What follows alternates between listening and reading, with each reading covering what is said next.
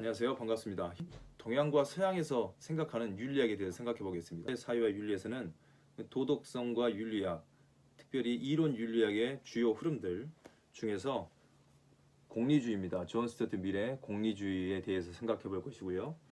나아가 칸트의 의무론, 칸트의 윤리학, 윤리 형이상학 정초에 들어있는 윤리 이론들에 대해서 도덕성에 대해서 살펴보겠습니다. 도덕성이 무엇인지, 그리고 도덕성의 철학적 탐구의 가치, 도덕 철학의 가치에 대해 생각해 보겠습니다. 존 스튜어트 밀과 칸트 이분들은 몇 세기 전 분들입니다. 그리고 유럽에서 사셨던 분이죠. 저희들은 지금 한국이지 않습니까? 한국에 맞는 윤리학설에 대해서 생각해 보려고 합니다. 그러면 요즘에는 윤리적 자연주의, 최근 이론들입니다. 먼저는 과거 이론들을 살펴보고 최근 이론과 이렇게 같이 연결해서 생각해 보려고 합니다. 도덕 철학의 핵심적 질문은 뭐냐면, 옳은 행위의 궁극적인 기준이 무엇인가? 옳고 그름에 구분하는 기준 있지 않겠습니까? 뭐가 좋다 나쁘다를 가르는 기준점에 대해 생각해 볼 겁니다. 이 질문에 답을 제시하는 방금 학파들, 공리주의, 칸트, 의무론, 윤리학에 대해 생각해 보고, 그걸 생각해 본 다음에 윤리적 자연주의에 대해서 같이 연결해서 생각해 보겠습니다. 위기는 반복돼요. 위기에 당하지 않기 위해서는 잊지 말아야 해요. 끊임없이 의심하고 사고하는 것, 당연한 것을 당연하게 생각하지 않는 것, 그리고 항상 깨인 눈으로 세상을 바라볼 것. 두 번은 지고 싶지 않거든요. 위기가 반복되기 때문에 생각하라는 겁니다. 그리고 당연하게 생각하지 말라는 거죠. 그리고 항상 깨인 눈으로 세상을 바라보라고 말합니다. 이렇게 바라보게 하는데 도움이 되는 게 뭐냐면 윤리학입니다. 도덕 철학이라 할 수 있겠고, 철학적 탐구라고 말할 수 있겠습니다.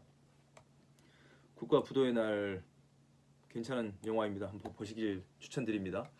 지금은 여러분과 제가 대면으로 만나는 게 아니고 비대면, 영상으로 보고 있습니다.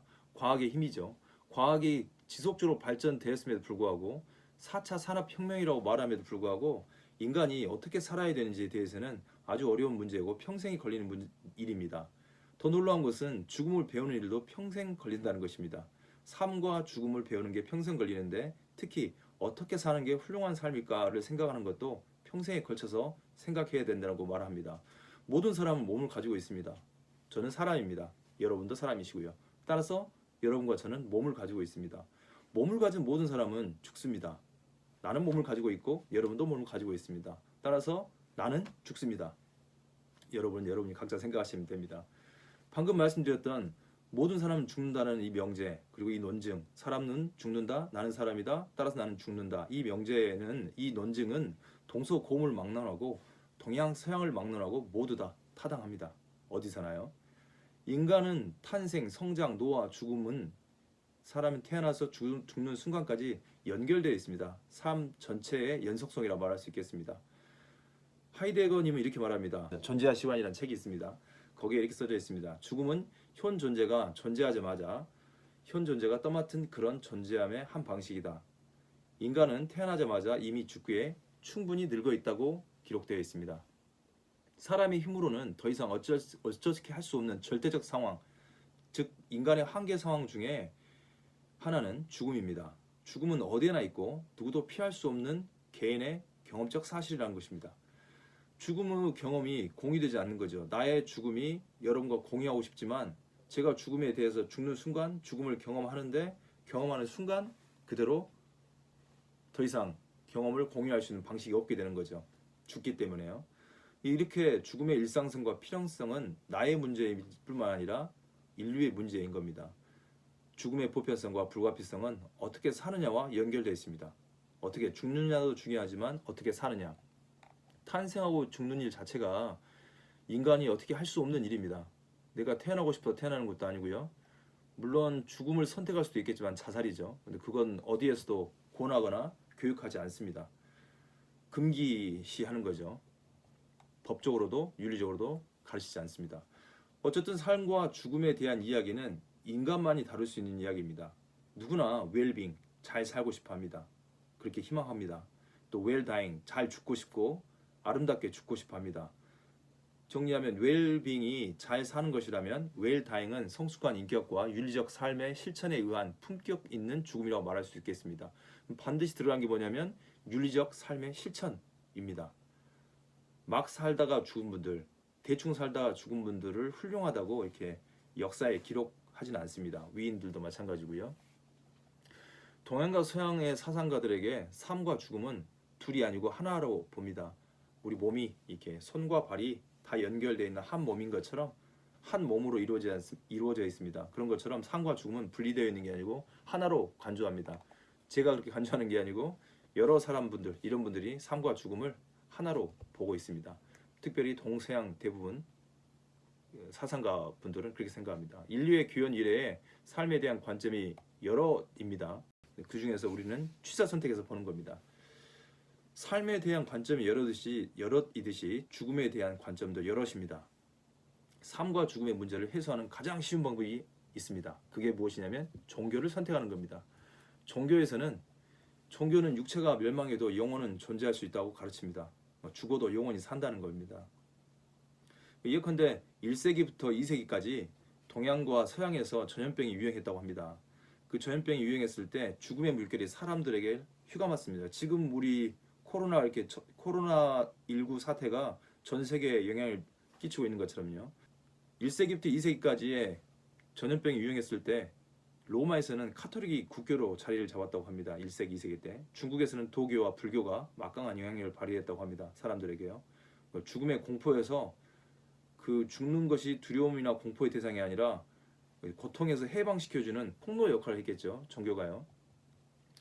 그러나 이제 이렇게 역사가 발전되면서 종교에 기대지 않고도 삶과 죽음의 문제를 넘어서는 길, 또 대처하는 방법을 보여주는 또 하나의 사례가 있습니다. 무엇이냐면 철학입니다. 철학에서는 삶과 죽음에 대해서 이야기합니다. 그리고 어떻게 대처해야 될지 생각하도록 만들어주는 거죠.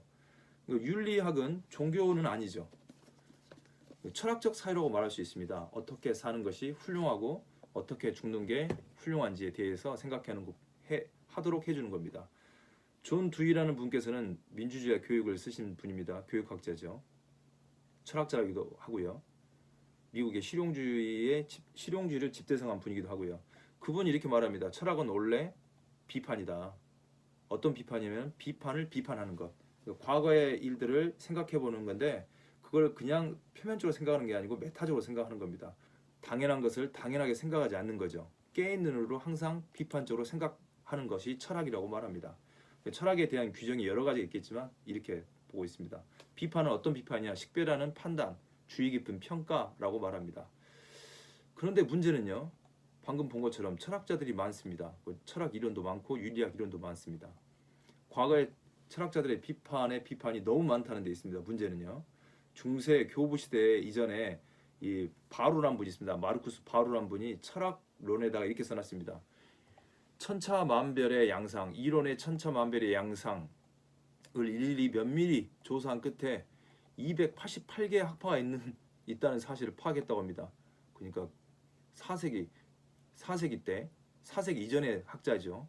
288개의 학파가 있다는 사실 속에서 삶과 죽음에 관한 생각이 288개가 넘는다는 겁니다.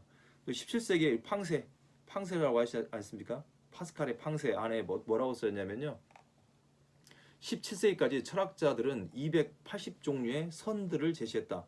옳음의 기준을 제시했다는 거죠. 가장 최고 선, 이게 바로 선이다라고 제시했다고 합니다. 그럼 어떤 걸 살펴봐야 되겠습니까? 처음으로 많은 철학자들이 선과 악에 대해서 이야기했고요. 많은 토론을 했습니다. 선이라는 것은 그것 자체 때문에 추구되는 거고요. 악이라는 것은 그것 자체 때문에 회피되는 것이라고 기록해 놓았습니다. 그리고 시간이 지나서 17세기에 브레이즈 파스칼 팡세라는 책에 파스칼님께서 써놨습니다. 철학자들에게는 280종류의 최고 선들이 있다. 삶과 죽음에 대한 이야기가 동양까지 합해한다 보면 더 많이 늘어날 것 같습니다. 이 동양과 서양의 사상가들 중에 고대부터 주류 사상을 이루었던 유가라고 하기도 하죠. 유가는 철학이고 유교는 종교라고 말할 수 있겠고 도가는 철학이고 도교는 종교라고 말할 수 있겠습니다. 서양에서는 플라톤이 주류를 이룹니다. 플라톤, 아리스토텔레스. 동양과 서양의 철학자들의 사상을 취사 선택해서 고대부터 고대 사상가 속에 들어있는 고전 문헌 속에 이 논어 그리고 맹자 이런 책 속에 들어있는 윤리관 그리고 인간에 대한 어떤 생각, 인간관이라 말할 수 있겠죠. 이런 것들을 살펴보도록 하겠습니다. 유교의 가르침에는 내세나 죽음에 관한 언급이 적은 편입니다. 삶에 대한 이야기가 더 많다는 거죠. 삶을 중심 주제로 삼는 유교는 어떻게 사는 것이 인간다움을 실현한 길인지에 대한 탐구에 심혈을 기울였습니다. 유교에서는 크게 보면 삶의 연장이 죽음이었습니다. 죽음에 대한 이야기보다 삶에 대한 이야기가 더 많습니다. 사람답게 산 결과가 죽음이라면 언제든지 받아들여야 할 자세가 유교 지식인의 유교 사상가들의 태도였습니다. 따라서 죽음은 두려움의 대상이 아니라 자연스러운 자연의 결과입니다. 자연 현상이라는 거죠. 그런 점에서 볼 때 유교에서의 죽음이 의미가 있는 것은 그러한 죽음이 있게 한 삶이 있기 때문입니다. 잘 살았으면 죽음도 잘 죽는 겁니다. 훌륭한 죽음이라 말할 수 있겠죠. 그 죽음을 기억하는 사람과 또 그에 따른 역사의 기록이 있기 때문에 훌륭하게 살았다 그러면 그 사람의 기록이 훌륭하게 남아 있는 겁니다.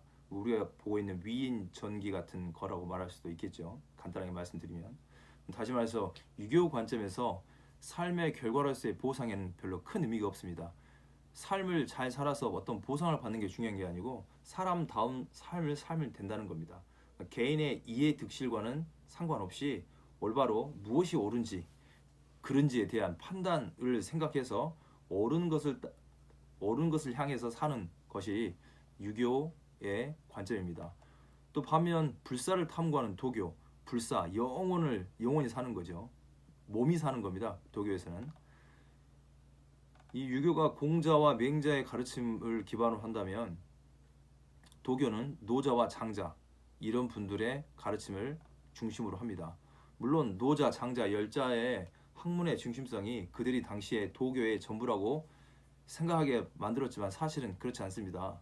이 방금 말씀드렸던 노자, 장자, 열자 이분들은 도교 가운데서 이 철학적 경향을 가진 한 분파, 그리고 작은 분파입니다. 여러 분파가 있죠, 도교에. 근데 도가에서 작은 분파이지만 도교에 영향을 미쳤습니다. 그 시대부터 이미 불사에 대한 탐구는 도가적 종교에서 중심적 지위를 차지했습니다. 불사한다는 거예요. 득도한 도사 그리고 성인이라 불리는 사람들은 신선이라고 불립니다. 도교에서 불사라는 개념은 가장 기본적입니다. 불사하는 게 중요합니다. 유교에서는 현실의 삶이 중요하다면 이 도교에서는 현실 삶보다는 불사하는 게 더 중요한 겁니다. 영원히 사는 게요. 몸으로서 영원히 사는 게 중요한 거죠. 장생, 오래 사는 것은 성인에게 자연히 구비된 속성이라고 보았습니다. 장자께서는요. 이 장자, 노장 철학이라 할 때 노자, 장자입니다. 그리스도교가 신의 아들인 예수의 가르침에 기반하여 성립한 반면에 이 유교와 도교, 유교와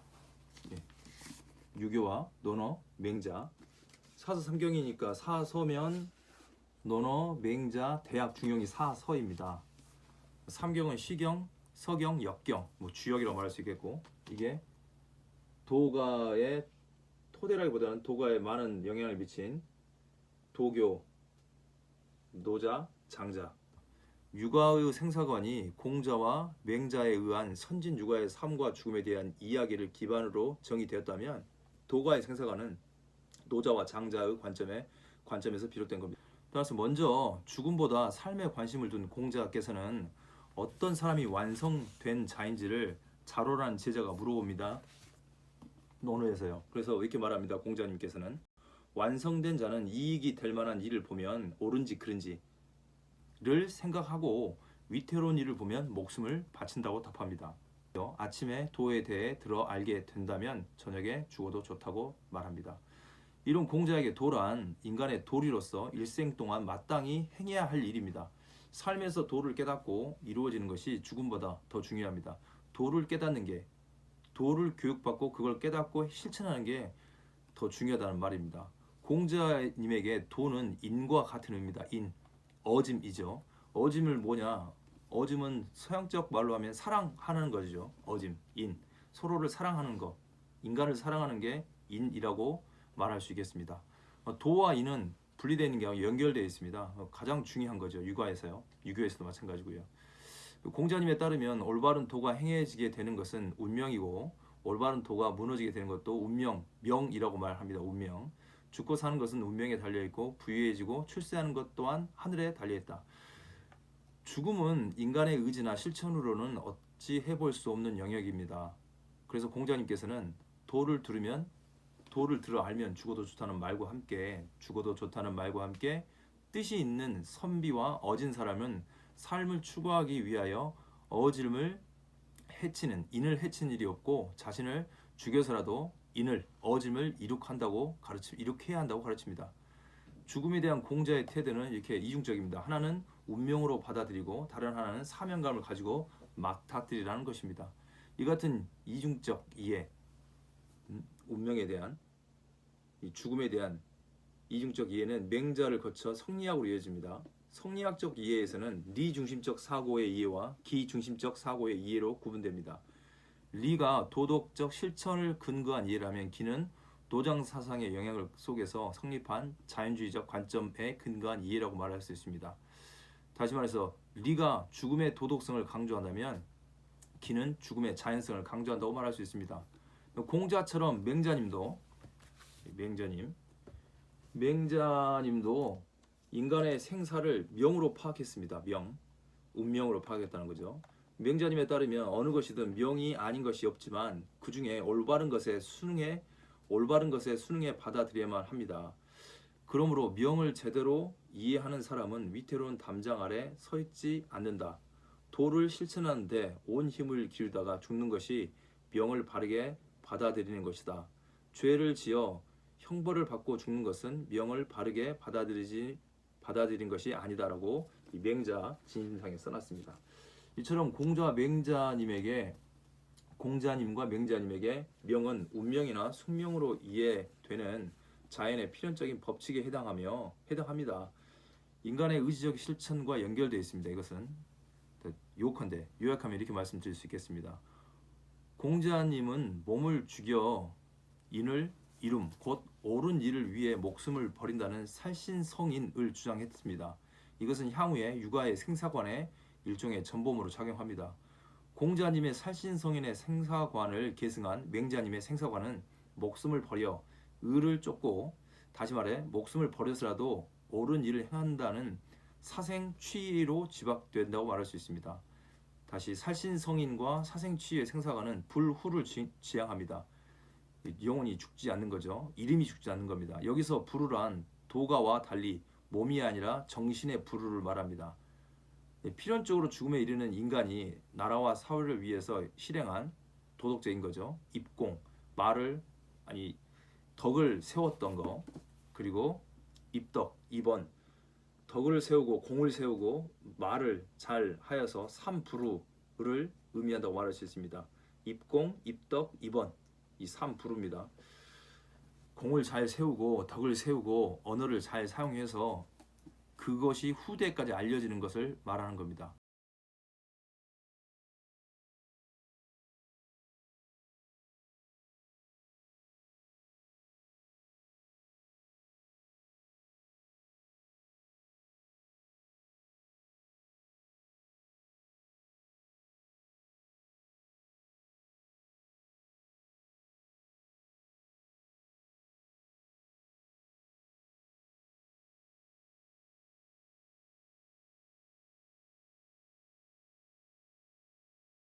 고대부터 지금까지 사람들은 좋음과 선에 이끌리기보다는 악에 이끌린다는, 왜 우리는 악에 이끌리는가? 프렌치 부케티즈라는 분께서 쓰셨습니다.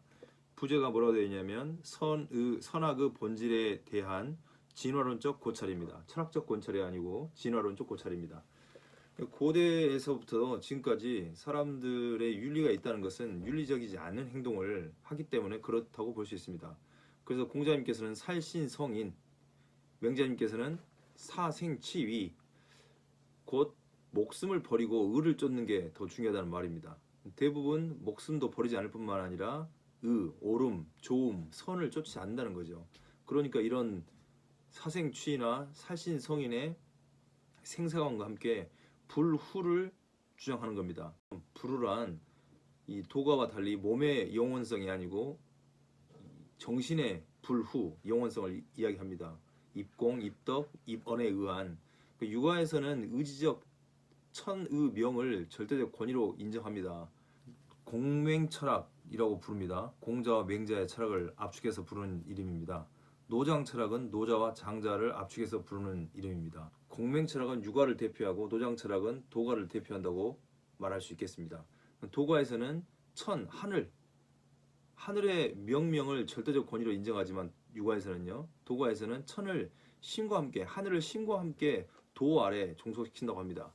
그래서 이 도 아래 종속시키는 사람이 누구냐면 노자님이십니다. 삶과 함께 죽음을 자주 언급합니다. 육아에서는 죽음보다는 삶에 대해서 많이 이야기하지만 공자님과 맹자님보다 더 구체적으로 삶과 죽음에 대해서 정의합니다. 노자님에 따르면 살 곳을 떠나 죽을 곳으로 들어가는 출생, 입사, 곧 태어남, 곧 나옴이 삶이고 들어감이 죽음이라고 정의합니다. 고대의 삶과 죽음을 정의한 거죠. 나옴이 삶이고 들어감이 죽음이다. 이걸 요약하면 출생, 입사라고 한자로 말할 수 있습니다. 생사일체로 요약되는 장자의 생사관, 이 노자의 생사관을 계승한다고 말할 수 있습니다. 장자님께서는 생사일체로 요약합니다. 그래서 장자는 삶과 죽음은 운명이며 자기의 삶을 잘 사는 것은 곧 자기의 죽음을 잘 맞이하는 길이라고 말합니다.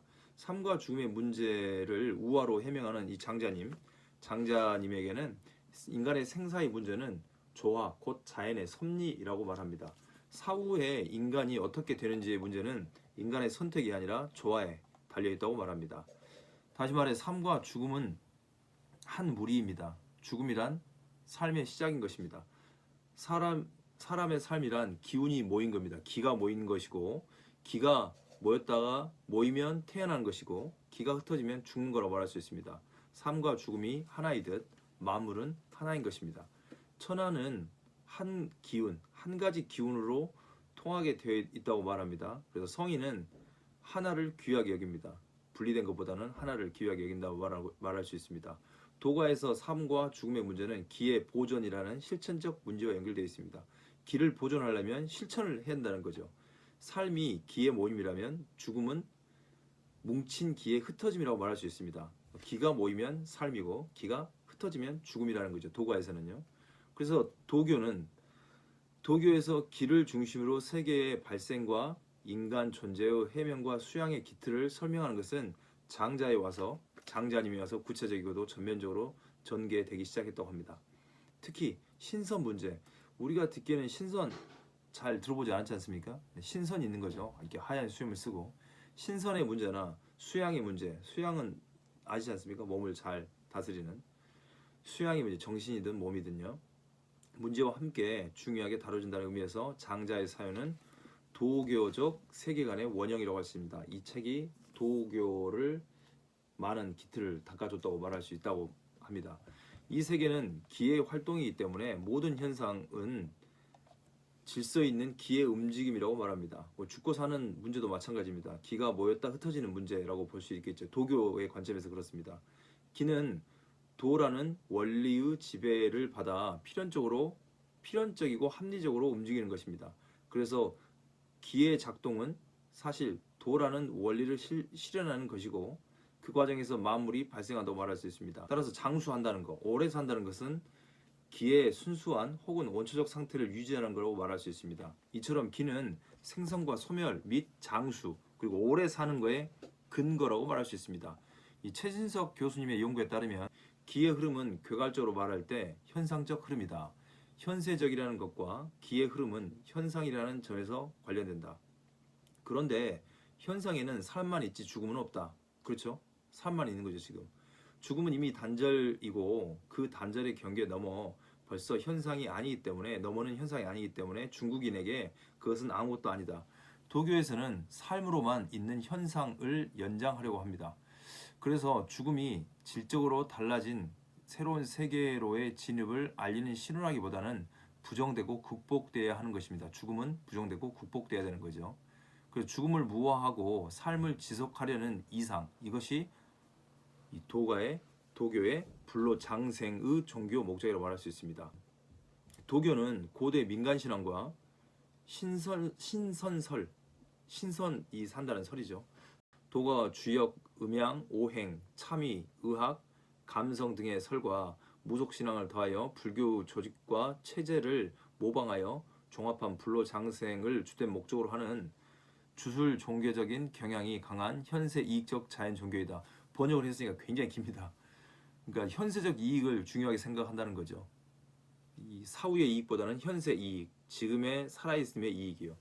도교에만 있는 가장 큰 특징은 육체가 그대로 하늘로 올라가 신선이 되어 영원히 죽지 않는다는 겁니다. 최준식님께서 번역한 책이 있습니다.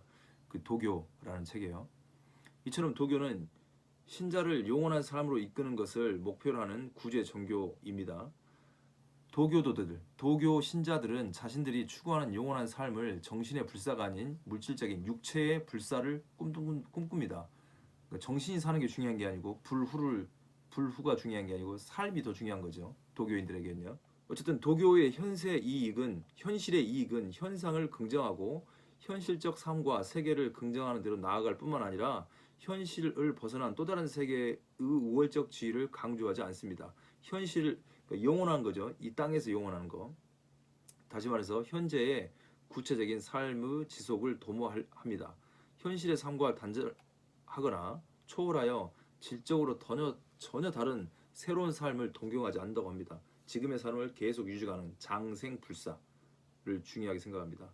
지금까지 유교와 도교 내지는 유가와 도가를 종합하면 논이 지금껏 말했던 걸 정리하면요. 유가와 도가의 불후장생, 불후를 꿈꾸고 장생을 꿈꾸니까 그걸 요약하면 불후장생의 교육이라고 말할 수 있습니다. 이 불후장생을 하려면 도 내지는 기를 잘 활용해야 되고 잘 다스려야 된다는 거죠. 도를 따르는 삶, 기를 잘 활용하는 삶이라고 말할 수 있겠습니다. 그러니까 기와 도를 따르는 도덕적 삶과 수양에 그 초점이 맞춰 있다고 볼 수 있습니다. 그러니까 불후장생하기 위해서는 윤리적으로 도덕적으로 잘 살아야 된다는 거죠. 자기의 생각대로 사는 게 아니고 세상의 이치에 맞게, 그리고 사람들에게 화를 끼치는 게 아니고 복을 끼치는, 자기 자신에게도 마찬가지고요. 그런 점에서 노자와 장자님의 관점에서 삶과 죽음은 기의 모임과 흩어짐이라고 말할 수 있습니다. 요약하면요. 생명의 시한을 초월하여 모종의 영혼을 꿈꾼다는 점에서 노자님과 장자님의 생사관은 육아의 공자님과 맹자님의 생사관과 큰 차이를 보이지 않습니다. 장생하는 것과 불로하는 것이 영혼을 꿈꾼다는 점에서 큰 차이가 없다고 말씀드리고 있습니다. 다시 말해서 공자님과 맹자님이 구체적인 실천을 통해서 입공, 입언, 덕을 세우고 공을 세우고 언어를 세워서 사이불후를 추구한다면 노장님께서는 이 정신 수양을 통해서 도와 합일하여 사이불망을 추구한다는 것이 사후에 관한 공명의 차이점일 뿐입니다. 너무 어렵죠? 여기까지 하겠습니다. 이 방금 했던 말들은 그냥 잊어주시고요. 큰 차이점이 뭐냐? 사후냐? 사이불망이냐? 사이불후냐? 이거 있는데 여기까지 하면 너무 깊으니까 이건 이렇게 스킵 해주시고, 큰 차이를 보이지 않습니다. 이 땅에서 영원할 거냐, 아니면 사후에 정신적으로 영원할 거냐, 역사에 남을 거냐, 아니면 그냥 이 생에 남을 거냐. 그런 점에서 이 생에 불후장생을 위해서는요, 필요한 게 도덕적 실천입니다. 도덕을 잘 알고 도덕 교육을 잘 받아서 그걸 실천할 때 불후장생이 된다는 거죠. 서양 말로 하면 더 쉽죠. 영원불멸의 삶을 산다는 겁니다. 이 땅에서 영원불멸하든 아니면 사후에 영원불멸하든 둘 중에 하나 중에, 그러니까 삶을 살고 죽음 이후에도 또 삶을 사는 거죠. 영원한 삶을. 그런 점에서 삶이 계속 지속되는 겁니다. 현실의 삶이 장생할 건지 죽은 이후에 정신적으로 불후할 건지, 동양에서는 이런 생사관을 갖고 있고요. 생사관과 함께 뭐가 연결되어 있냐면 윤리관이 연결되어 있는 거죠. 이제 서양에서는 어떻게 했는지 보야겠죠. 우리가 동양인이기 때문에 동양부터 살펴봤습니다. 고대부터 지금까지 사람들은 조음과 선에 이끌리기보다는 악에 이끌린다는, 사람 호기심이 있고 하지 말라는 것을 한다는 거죠. 시키는 건 하지 않고 하라는 건 하지 않고 하지 말라는 걸 한다는 거. 그런 이야기들을 서양 철학에서 좀 보도록 하겠습니다. 플라톤의 이야기를 그 다음 영상에서 올리도록 하겠습니다. 그 다음 영상에서 뵙겠습니다.